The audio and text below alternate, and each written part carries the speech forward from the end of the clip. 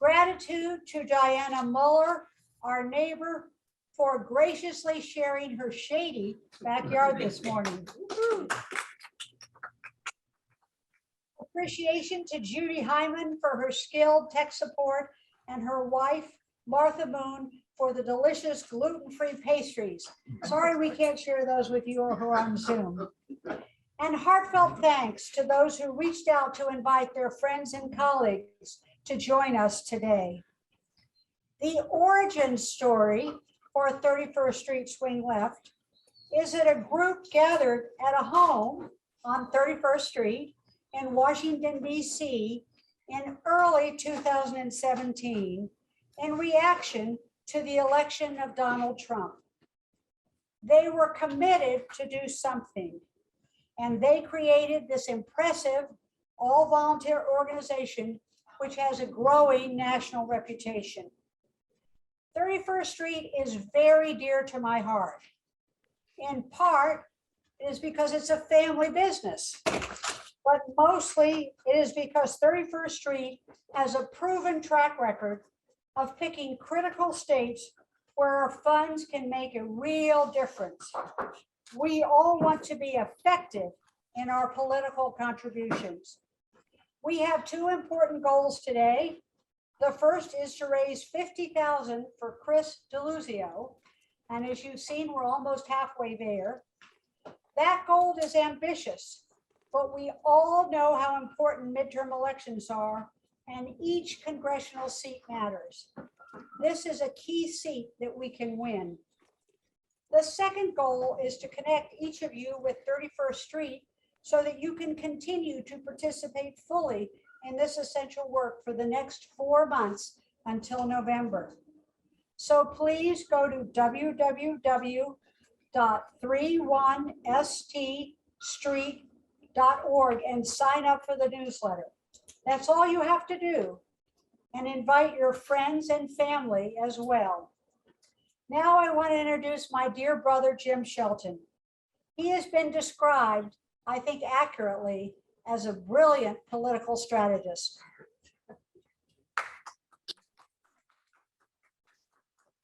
Okay, great.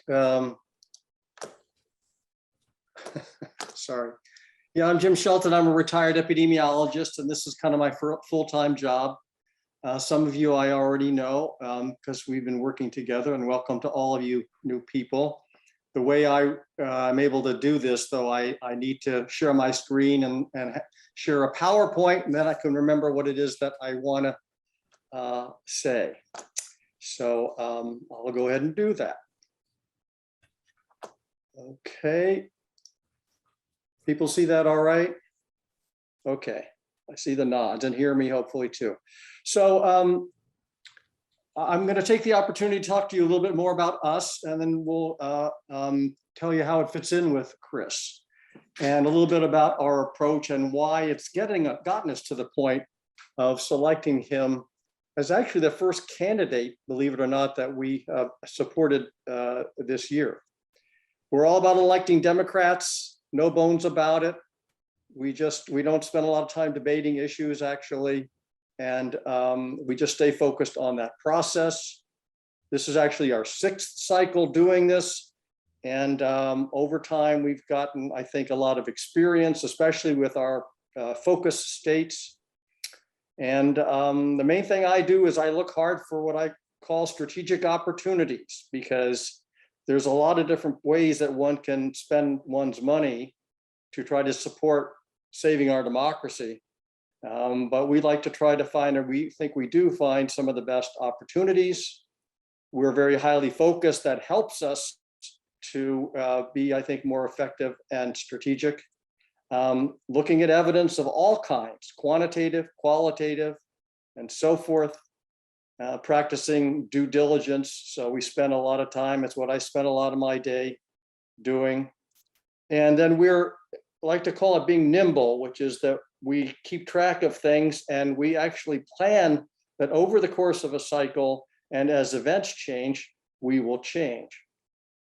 And of course, timing is very important in that concept. So just a little bit more. part of the idea of how we operate is that there's such a huge amount of money that goes to what I call the marquee. I think there should be another E there, candidates. And, that's fine. But at the margins, it's really, we just think there are a lot better ways to spend or invest, I should say, our money and your money. And a lot of that is because in the end, so much of that money goes to television, which is, yes, it has impact, but it's diminishing over time. And so much of that is late in the process. So we like to come in earlier. And so that's led us actually for the last year or more to be investing in what we call infrastructure. State Democratic Party in Pennsylvania and other states and grassroots groups. The idea being that you're getting longer term investment. You're not bound to the sort of boom and bust cycle nearly to that degree. And you're also dealing with people that have some ability to be there on the ground over time and be more effective in what you call relational organizing, for example. And it's also led us and will lead us more so to move down ballot when we do support candidates. And of course, this point, early money is definitely key, so much more effective than September or October. And part of our philosophy is what I call the three-legged stool, to try to make sure that there is some balance between candidates, the party, and grassroots groups, all of which that have a collaborative role to play, different strengths and weaknesses to bring to the table. So we try to invest particularly in those latter two so far, at least. This is our strategic map showing our three most important states, Pennsylvania, North Carolina, and Georgia. And Pennsylvania is the most important priority for us. And we've been working in Pennsylvania for several years. We know a lot of the actors and so forth, especially down ballot. And you'll see some of our investments. Now, all these other states are important. So you folks in California, I know Arizona is important. I know Nevada is important, but I don't really know the ins and outs of those states. So it's great if you do know people that knows those places, and you can invest there too. I'm all for it. All right, so a little bit on the national scene. Let's be honest, we do have some significant headwinds, and notably inflation. So it's very interesting that when people interview Republican candidates about Roe or Dobbs, they say, oh, that's nice, but what does that have to do with the price of gasoline? So they just try to deflect that kind of questioning. And it's fair enough that that's on the table, but just to show you one piece of data, in my view, it's pretty clear that the rate of inflation has to come down. It doesn't mean the prices will particularly come down. But this, I don't think many people know about this. These are commodity prices. Yeah, I know it's nerdy. I know it's dry and so forth. But look at it. The price of oil from the peak price is down pretty substantially. But also wheat, lumber, pork bellies. Those things are pretty important for what people pay at the grocery store for stuff. Now, it doesn't stop Kroger or whoever from raising their prices more than they need to.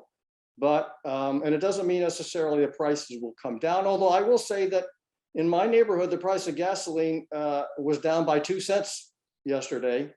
And of course, gasoline relates to refining and all that. But I do think that's a positive. I think that's going to peak. And I think that a lot of the problem is that people don't like change. They don't like uncertainty. They don't like the loss of control.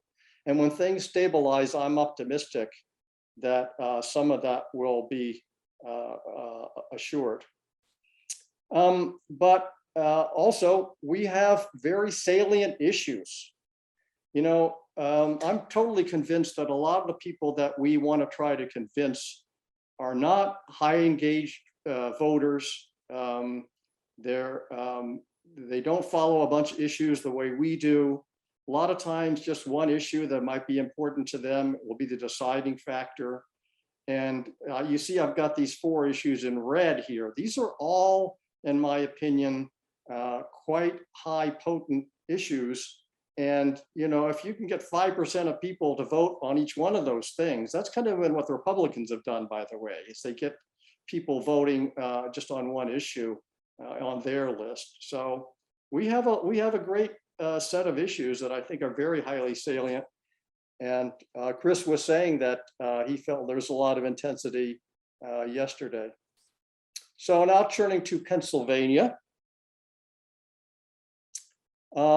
Just, I think many of you may know this, but some folks in California may not be that aware of all of this. There's an open Senate seat that was held by a Republican, and he's resigning. So, you know, if we can pick up 1 or 2 Senate seats, we would have a much easier job of getting things passed, assuming we hold the House, of course, which we have to do as well. So there's a great opportunity there. We have a must win for the governor because there's a very pretty hard right Republican legislature in Pennsylvania that the governor's veto keeps in check, but the governor's office is up for election this year. We have, of course, the US House, which I'll come back to, state Senate, state House, Supreme Court. And then all of this is preparation for 2024, which is part of the reason why we do this infrastructure work as well. All right, so I know this is, you may think this is a little far afield. So these are the gubernatorial candidates, Josh Shapiro on the left and Mastriano on the right. He's ultra hard right. Even the Republicans don't particularly like him. In his colleagues in the state legislature. And just for example, in terms of abortion, he's against any reason for abortion. So and also he was present on January 6th. Not only was he there, you know, at the demonstration, he actually crossed the police lines. So the polling shows Josh Shapiro ahead by about 3 points, the 3 public polls that I've seen. I think a lot of people may not know that much about Mastriano, though, and I think if we can portray him as a ultra extremist, which of course he is, that's important as well. All right, so I know this is a kind of a complicated slide, but I did want to say something about abortion. Which is that, and again, Pennsylvania abortion, among other things, is up for grabs. And this is, you know, all the states. You'll see a lot of these maps, and each one is maybe a little different. This is the one from the Washington Post yesterday. But both our other state, North Carolina and Pennsylvania, it's the governor's veto that's keeping choice in place. So as Dorothy pointed out, I think we have been very active in Pennsylvania already, raised over $350,000 for the Pennsylvania State Democratic Party, again, part of that 3-legged stool. And that was matched by an organization called SPAN. So we had a lot of impact in helping to get what's called the coordinated campaign going in Pennsylvania a lot earlier than it has been in the past. We've raised almost $200,000 for 2 grassroots groups, which we think are strategic and going to be very impactful. And one sort of special project for a group that does high school voter registration in and around Philadelphia. But then lastly, we don't just raise money. We're very much into reaching out to voters directly. I do a lot of canvassing myself. I do it because I think it's important. But also I think it's really important to actually talk to voters. So we're actively working in this voter outreach kind of thing. And you can too. You can do letters and phoning, for example, from California or wherever. So we appreciate it if you might think about that. All right, now let's turn to the US House map, just so you know what we're talking about, just to kind of orient you. And it's not all that profound, but here's the District 17 that we're talking about, which is basically suburbs of Pittsburgh. And, I'm sure Chris can describe it a lot better than I can. The situation in Pennsylvania is that Pennsylvania lost one seat after the census. And so the situation is that if we can hold our two incumbents that are sort of vulnerable, and if we can win in the 17th, we will effectively be picking up one seat because there's one less Republican seat because of the redistricting. So, all right, now here's the most important slide. So hope you've been waiting for it. It's like every House seat is precious, right? There are actually not that many competitive House seats. And at the moment, the gap is about 10, but if you flip 5, then that's a tie. And there's 5 that are open at the moment. So it's sort of like hand-to-hand combat. And we're picking this one for these reasons. First of all, you'll see that Chris is amazing, both for his credentials and his values. 538, which is a really good source for information, rates it as a D+1, which means that based on what statewide candidates have done in the past, it would go by 1%. Very, very narrow, but very, very much in what we call the sweet spot. And there was one initial poll in May that showed that it was very competitive. So it's definitely a competitive race. Chris won very decisively in his primary. I was impressed when I saw the numbers. That was, I guess, about 3 weeks ago. I'm not quite sure now, maybe a little longer. But that primary really depleted the funds. That's what happens. And his opponent didn't have to run in a primary, appreciable primary. So I saw one source that said that Chris' campaign had $40,000 after the primary, and his opponent had $500,000. So that's kind of why it's important. That's why we're strategically picking out this race. Let's see. And funding now, early money, they can get the act up and going. They can hire people, they can deploy people. But the other thing is the way politics works in its almost perverse way is that if they can show that they're raising money, then other donors will consider that the campaign is serious. And so it leverages other funds.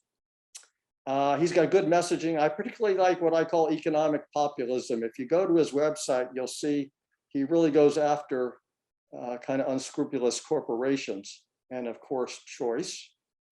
And then lastly, one reason why I was focusing on the statewide candidates, Josh Shapiro, for example, is that I'm totally convinced that if you have a good campaign from these folks, it will help the race statewide. These folks will be reaching out to voters. They'll be doing canvassing. They'll be doing voting. They'll be doing texting that can be more direct, and that helps the overall effort. So it's all synergistic. And again, our goal is $50,000. I'll be putting in the chat how much we will have raised at that point. And I won't be able to include any checks that might be handwritten and provided on site, but last I looked, we were at $22,000, so that's great. And, this is just to kind of put the fear of God in us, which is, if we lose the House, this is what we can look forward to. We can look forward to Kevin McCarthy being the speaker, and just think about these January 6th hearings. It's just one example. I mean, it'll be a zoo. So hopefully that will help motivate us. Great. So with that, I'm going to be turning it over to Chris. Basically, our practice is that I don't give some long introduction because I can't do it very good anyway. It's often kind of pro forma, but rather Chris can say whatever things are important that he wants to say. So I'll stop sharing and over to Chris.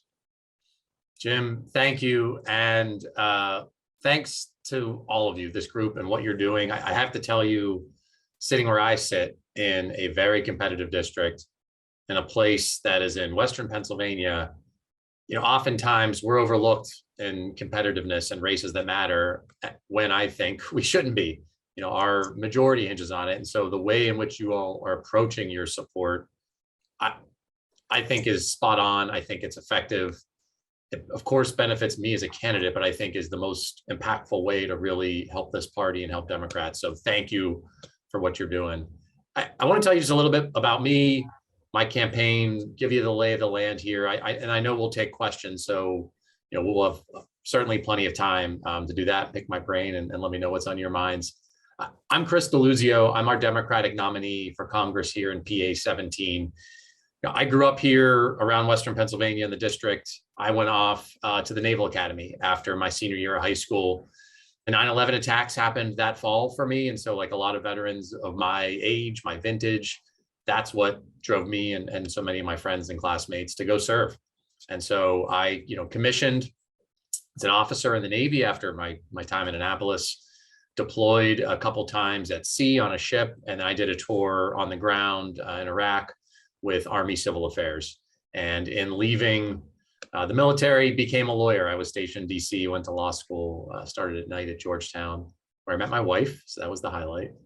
My work as an attorney found me after clerkship and other things into voting rights and elections work. First, the Brennan Center for Justice, last several years at the University of Pittsburgh here at Pitt at our Cyber Institute, working on things like the Blue Ribbon Commission on Pennsylvania's election security. We were pretty instrumental in getting Pennsylvania to adopt paper ballots. For those who paid attention to Pennsylvania's old voting machines, they weren't great. So doing work around voting rights, our democracy, civil rights, and tech. I've been in our election protection coalition, and I was active. I was teaching at the law school, and you'll see our organizing here. I was active on our Pitt Faculty Union organizing committee, and we won the biggest union election in the country last year, the biggest until the Amazon workers in Staten Island won their election a few months back with the steelworkers. That was our union. So I learned something, right, in all of this. And you I hope gather, I didn't mention coming from politics. I'm not a state senator or a state representative, right? My background is in public service, pro-democracy work, labor, and I learned this simple idea and all of that about solidarity, right? You don't leave folks behind. Doesn't matter who you love, where you're from, how you worship, what you look like, any of that. And, I see in Western Pennsylvania, and it's all over the country, we're not special, people being left behind for a lot of reasons. To me, the radical right is much more interested in protecting some corporate profit somewhere, to attacking people's core identity to stay in power, right? More than any of us. And these are the same folks, I think, who wrap themselves in the flag. And I think that's BS. They don't own the flag. It's not patriotic, to let our infrastructure crumble, to attack our healthcare, to try to overthrow our democracy, to overturn Roe, which is what they did 3 days ago and more. And that's what they're doing. My campaign is all about fighting for our common good. That's what I talk about, our shared prosperity, our dignity, our civil rights. And I can go on the things I want to accomplish. I suspect it's a lot of the same things that you all want to accomplish. But here's the thing, and I know lots of campaigns and candidates say a version of this. For me, it's true. If we have a shot to do any of the things that we as Democrats want to do, I have to win. I'm in a district that will decide whether we are in the majority or whether the Republicans take the House, whether Kevin McCarthy is the speaker. My district is a district that President Biden won 53% of the vote. We got a little bit more Democratic in redistricting. It's a seat we can win. Congressman Connor Lamb has been our incumbent here. He's a contemporary of mine, a fellow veteran and lawyer, lost in our Senate primary. And so it's an open seat that I have to hold. It's a district, and you heard Jim talk about my Republican opponent, who I'll tell you about. It's going to be a very expensive race. My Republican opponent and I raised similar money. In fact, I raised more money from real people and unions. He dumped $500,000 of his own money into the race. So he's self-funded in a way that has now given him an advantage. And that's not unique among Pennsylvania Republicans. We've already seen the Republican Campaign Committee and other groups associated with them commit to $4 million of TV ads in my district alone. That number, I'm sure, will grow from other super PACs and what his campaign will put in. And so I need help. And I frankly think it's a seat that we can win, that I can win. My coalition, even coming out of my primary, was Democrats united. I had progressives and moderate elected officials. I had labor with me. I had groups and have groups like the National Organization for Women and Planned Parenthood supporting me, which I think is incredibly important right now, given what we are fighting for and what people are in the streets. Literally today, I'll be marching in 90 minutes in my district to rally for our rights around Roe. And so people are fired up. We have reasons to fight. We have reasons to try to hold this seat, to try to bring back manufacturing and take off some of the pressures on supply chains, to protect our rights, and so much more. I could go on and on about what I want to accomplish, but I hope you get the stakes of the race. I should tell you a little bit before I flip it over to questions about my opponent, who is a person who 4 years back primaried a moderate Republican state senator from the right, had the highest possible rating from the NRA that he could get, wants to ban abortion nationwide through a constitutional amendment, and has affiliation with a very anti-LGBTQ church where he has been a leader. And as I said, has been self-funding this campaign so far to the tune of $500,000, put $700,000 into his losing state Senate race. He won that primary and lost to the Democrat in the general election by a few hundred votes, and behaved quite poorly in that campaign in a lot of ways. And so no surprise, again, I'm sitting here in Western Pennsylvania, where Republicans have nominated folks from the far right up and down the ticket. You heard about Doug Mastriano in our governor's race, that Josh Shapiro is ready to kick his butt. I'll be helping him. John Fetterman's got to beat Dr. Oz. And the point here, I think, for us at PA 17, I will do everything I can to help those folks up the ballot and vice versa. And I think the work we do here and the early investment on field, which is a big part of my operation, will play a big role in whether we are going to flip this state Senate seat and win and keep our governor's mansion. So that's what's at stake. I think, Mary, am I flipping it back to you for some questions, or I'll stop because I know we'll have some things to ask me. I'm excited to hear. Thank you, Chris. Thank you from the bottom of my heart. And so my name is Mary Shelton Pence. I'm Dorothy Shelton Landsberg's sister, coming to you from Washington, D.C., where the 31st Street in our title is mentioned, or where it comes from. And I to share my screen. We'll see if I can do it or not. And I want to talk to you today first about, and if I push this more than once, there we go. I want to talk to you about first sorrow. I would like to quote for you from the conclusion of the dissent in Dobbs. And this is what the three dissenting Supreme Court justices said.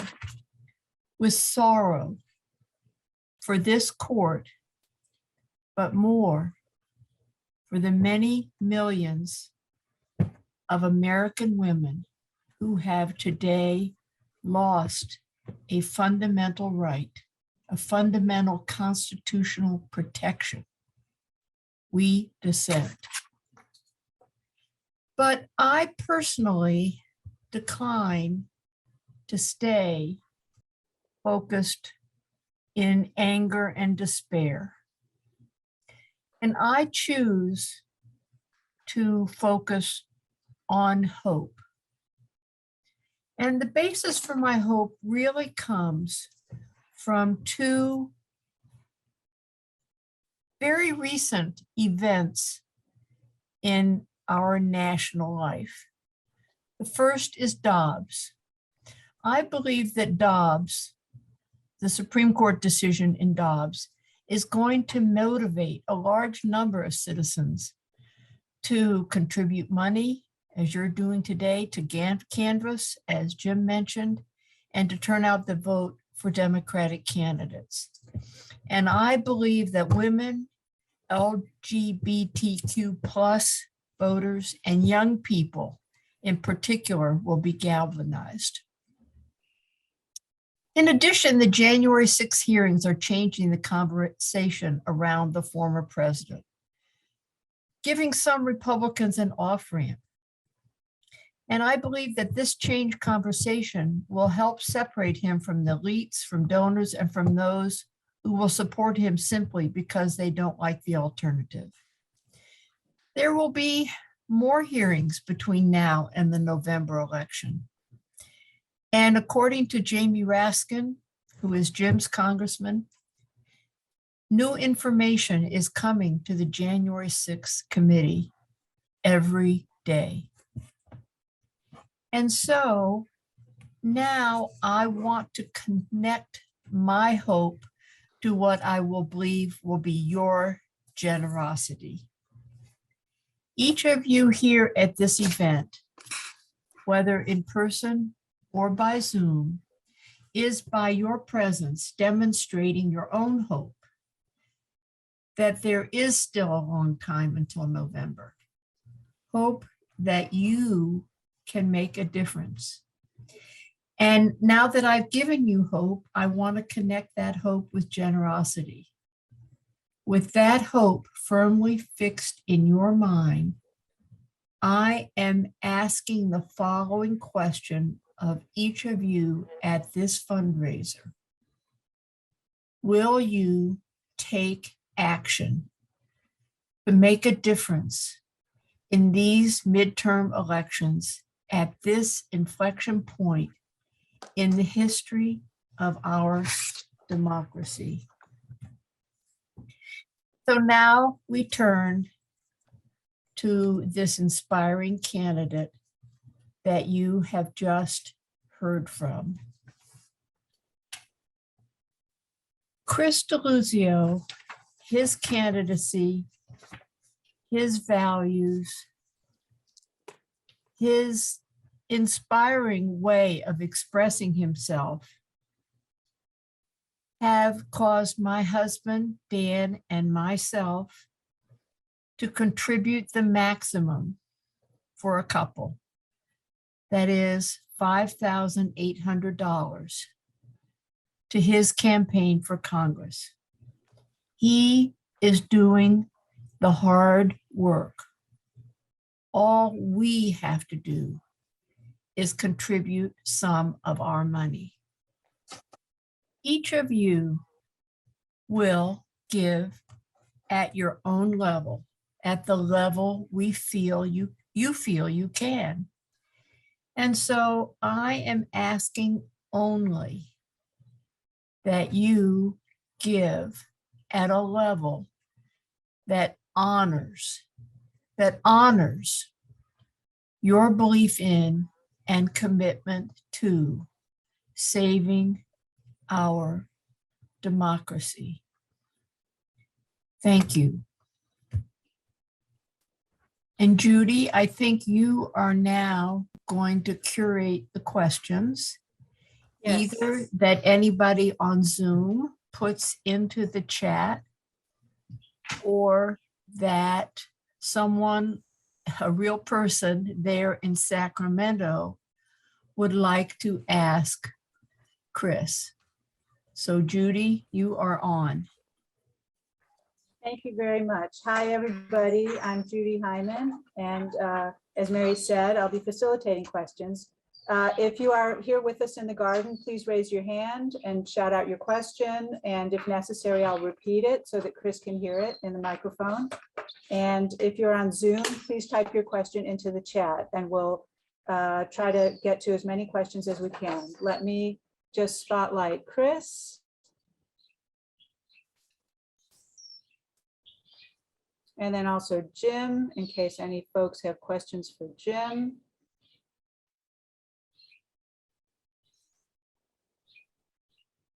And there we go, although Jim's coming through black. So we'll see if that clears up. There we go. Wonderful. Okay. I have a question. Brian has a question, and you're very close to the mic, so shout it out. My question is for hopefully Congressman Deluzio. Is there anything Congress can do about the Dobbs decision? Yeah, I mean, the short answer is yes. And unfortunately, the House has already done their part in this Congress. You know, they passed a bill to codify essentially Roe v. Wade, Women's Health Equality Protection Act, and Women's Health Protection Act, excuse me. And the Senate has, as they've done with a lot of legislation, despite having majority support, refused to move past the filibuster to change it. And so practically, here's how I think we get past that. We have to keep the House, period, because if we don't have the House, we can't pass this in the next Congress. And John Fetterman needs to win the Senate race in Pennsylvania. It's the most likely Senate seat to flip. It can be the difference between the Senate being willing to move past the filibuster to pass legislation like this. And so that's what I think we can do. The other avenues are court reform. And there are a bunch of proposals to, add justices, to curtail their jurisdiction. But frankly, unless and until the composition of this court is different, either because of the normal course of retirements and deaths and the rest, or reform of the body of the court itself, the best path we have is to codifying Roe. And that's a political question, and that will turn on whether we can win in November. Thank you. You might have noticed we lost our internet connection there for a moment, but we're back. And hopefully you can hear us. Okay, other questions? Helen? The question I have is, could you tell us what the vote totals and the percentages in the primary or in your race for the Democrats and for the Republicans? I think the question, if I heard it, I think it was the vote totals in the primary for Democrats and Republicans in my race. Is that right? Right. So what percentage of the vote to the Democrats win? What percentage of the vote, if you look at the total together?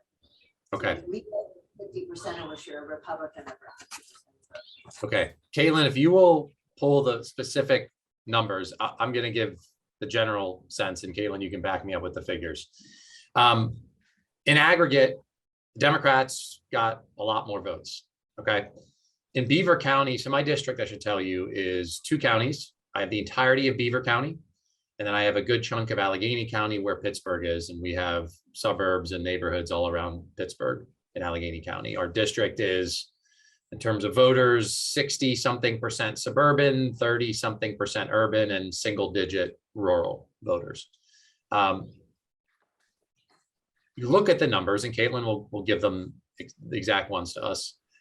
It probably gives you more optimism than you should have, and here's why. In Beaver County, we still have a registration advantage as Democrats. The primary election results bear that out. We Democrats in aggregate in my race and the Republicans had around the same number of votes in Beaver County.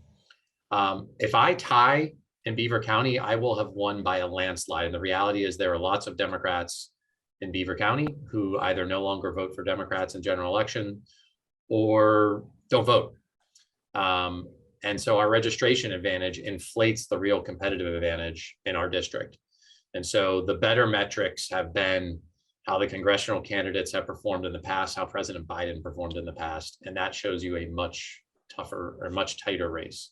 And so President Biden got around 53% here under our new district lines and performed almost half or so, maybe a point better than House candidates have done.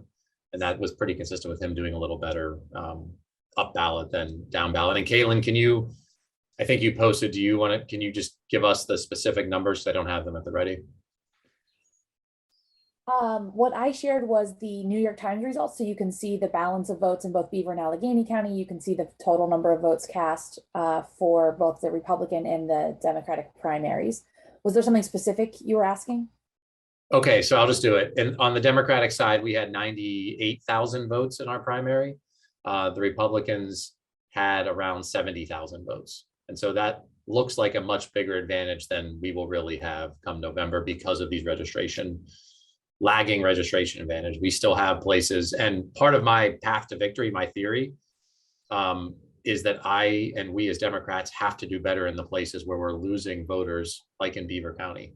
we can't lose a place like Beaver County by 20 points and expect to win an election and still have a viable statewide and national party in my mind. And so part of our field commitment and our campaign is to fight for those votes and not just try to continue to grow the places where we're winning in some of the suburbs where we're adding Democrats. We've got to stop the bleeding and win back voters in places like Beaver County in my district.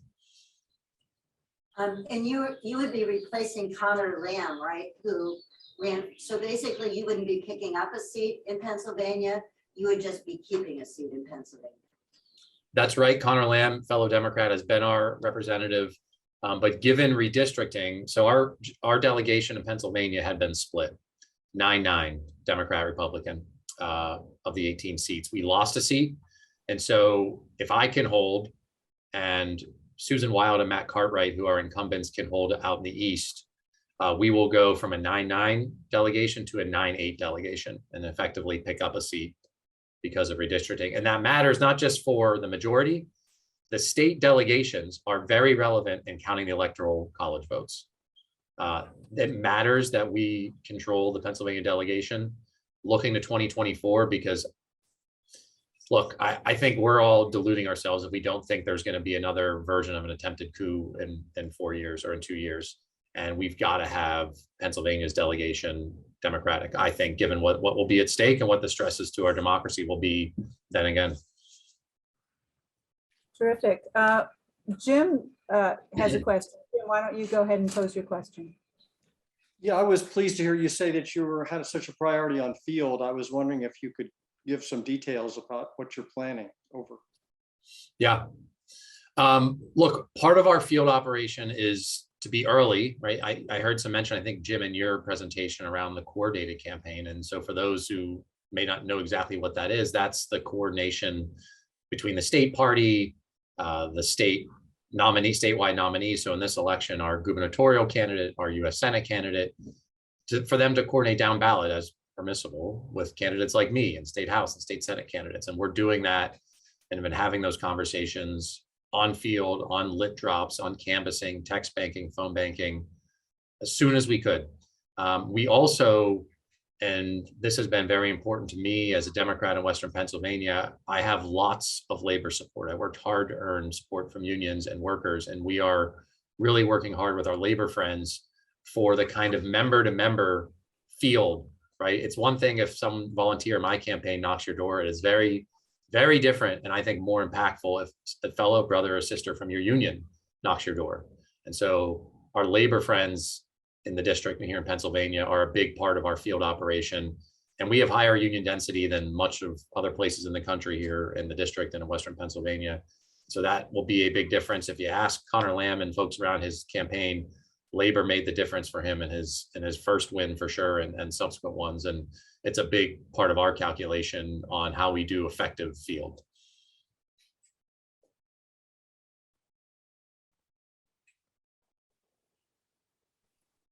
Looks like Dan has a question. Yes, thank you. Chris, we know that gun ownership is very important to many in Pennsylvania. What kind of questions have you been getting about your campaign on this issue, and how have you answered those questions? Well, in the aftermath of two more mass shootings, I've gotten a lot of questions about what the heck can we do, and why can't we get anything done when the public support for things like background checks for every gun sale, for things like taking weapons of war out of the hands of teenagers are very popular. And the answer is because Republicans keep blocking this stuff. And so what I remind people of is I carried weapons like this in dangerous places. My friends and I had the best training in the world, and the weapons we were carrying, right? These were designed to swiftly and efficiently kill people in battle. They don't belong on our streets. I frankly think they don't belong in our schools either. And most Americans, most people in Western Pennsylvania agree with me. I'm glad to see that this bipartisan action through the Congress is happening. It's a good first step, and it's exactly that. It's not the answer to resolving gun violence. And if anyone told you they had the answer to resolving gun violence in this country, I would doubt them. It's a complicated problem, but this problem of mass shootings, where we're seeing assault weapons and high capacity magazines, again, things like what we were carrying in Iraq, increasingly part of those attacks. It's a almost uniquely American problem and one that we know how to fix. Great. We have a couple of questions here and one more on the chat. David, you want to go ahead? For those of us in the California blue bubble, we spend a lot of time agonizing and wondering about these Democrats that we've lost, that have switched over to the other side. And I'm curious what your diagnosis is and how you hope to get them back in your district. I could give an hour answer.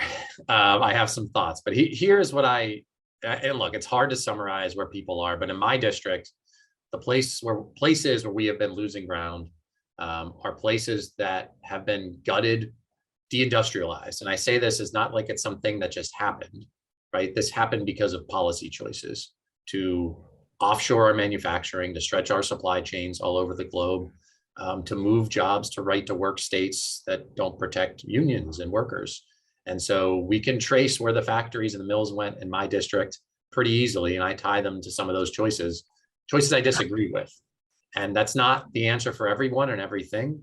But I think a strong focus on attacking why that happened and trying to bring back some manufacturing to this country, which I frankly think is part of why we're getting hit all over the place on prices.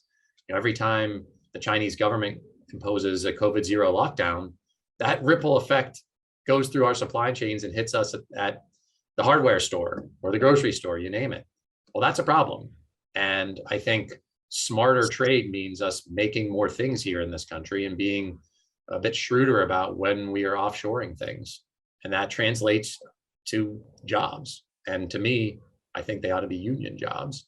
And so I think that economic impact of those decisions over decades have hit places like my district pretty hard. And the exact places in my district where Democrats are losing water, and I'm not surprised by that. So that my pitch, a big part of my pitch to folks who've been leaving the party who used to be strong Democrats is very economic in nature. And at the top of my ticket, John Fetterman especially has been talking about much of the same in this part of the state. And I think it's a message that we can win on. Great. Can we squeeze in one more question here? Go ahead. Hello. I don't have a very articulate question because I think like many of us, I'm just devastated by what's going on in the Supreme Court, but in our country.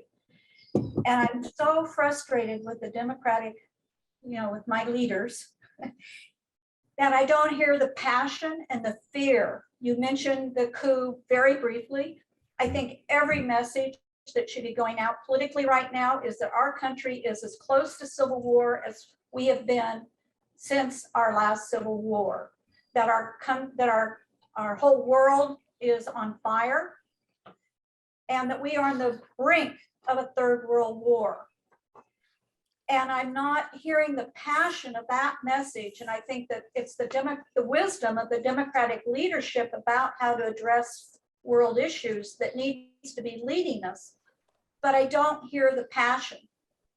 I'm well educated. I'm very comfortable to sit and listen to the process of the committee of January 6th. But I know that the people who really need to hear that are not hearing it because it's not being delivered to them at a level of passion that the effort that we call Trump has done. That's what people respond to. And we need to get out of that kind of intellectual left-wing bubble and start bringing the fear to people who need to hear it. And the message can't continue to be this intellectual discussion. It needs to be, we are on the verge of losing our country, losing our world, and being devastated. I mean, I have grandchildren, which I wish almost I didn't have because the world is in such dire condition. And I'm not hearing the passion from the party. And I want to know what the plans are to address the next coup, which is going to happen. They're arming for it. Yeah. I feel it. And look, I can speak for me as a candidate in my race. And look, I took the oath of office as a 17-year-old. I never thought I'd be standing here today calling people in my country traitors, which I do. I don't say that lightly. I think the threats are exactly as you described them to our democracy. And I say that on the stump. I say that when I'm talking to people. I don't sugarcoat it. I think what folks on the radical right have done to people's faith in this government is horrific. But here's the thing. There are a lot more of us in this country who still want this democracy to succeed than these people who want to overthrow it. And if we have minor disagreements or even profound ones on taxing and spending, I still think, and I feel it every day I'm out there, that there are more of us who want this thing to succeed and have the parties fight over taxing and spending and the rest. So that's what gives me optimism. That's what fires me up to go out there and work for votes and fight for votes, because we have to win to keep this democracy going. That's an insane thing to say, but it's where we are. I believe it deeply. I suspect many of you do too. So thank you for being in this fight, because it's exactly that. And it's one that does need passion. So I want to thank you very much, Chris, for this terrific sharing with us what you stand for. I want to thank my dear brother Jim for his analysis, and especially Mary for her wonderful connection between hope and generosity. The link to donate is in the chat for those who are online. If you've donated once, I urge you to consider donating again. For those here in the backyard, you can go to the back table and there'll be somebody there to help you directly get onto Act Blue. But you also can do it directly at www.31spstreet.org. And all the money goes directly to Act Blue. None of it is taken by this organization.